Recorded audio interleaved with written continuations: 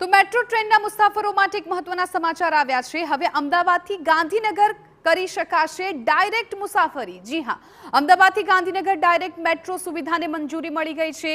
અમદાવાદથી Gandhinagar metro train કનેક્ટિવિટીને કમિશનરે આપી છે મંજૂરી। 15 ફેબ્રુઆરીથી એપીએમસીથી સેક્ટર 1 અને ગિફ્ટ સિટી સુધી પહોંચશે મેટ્રો। અમદાવાદથી ગાંધીનગર જવા અત્યાર સુધી મોટેરા સ્ટેડિયમે બદલવી પડતી હતી મેટ્રો। મેટ્રો રેલ કોર્પોરેશને કર્યું જાહેર મેટ્રો સ્ટેશનનું સમયપત્રક।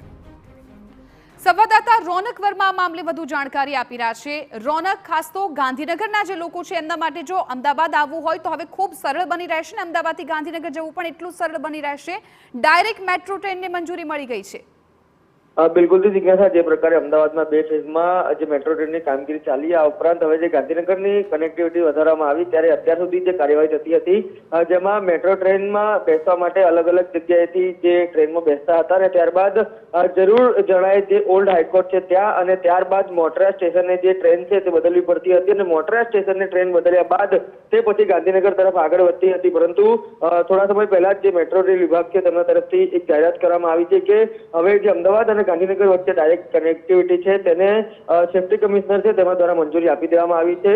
હવે જે મુસાફરો છે તે સેક્ટર 1 અથવા ગિફ્ટ સિટી જવા માટે મોટેરા સ્ટેડિયમ અથવા જીએનએલવી ખાતે ટ્રેન છે તે બદલવાની જરૂર નહીં રહે। એટલું જ નહીં, પરંતુ જીએનએલવી સ્ટેશન અને ગિફ્ટ સિટી ઓફિસો વચ્ચે બસ સેવાઓ છે તે પણ દર અડધા કલાકે ઉપલબ્ધ રહેશે તે પ્રકારે જાહેરાત છે તે કરવામાં આવી છે। 15 ફેબ્રુઆરીથી એપીએમસીથી સેક્ટર 1 અને ગિફ્ટ સિટી સુધીની જે સમયપત્રક છે તેનું પણ જે એક જાહેરાત છે તે કરવામાં આવી છે। એટલે કે જે અડધો કલાકે અથવા તો 1.5 કલાકે ટ્રેનની કનેક્ટિવિટી મળતી હતી તેમાં હવે સરળતા રહેશે અને અમદાવાદથી સીધા જ ટ્રેનમાં બેસ્યા બાદ ગાંધીનગર સરળતાથી પહોંચી શકાશે।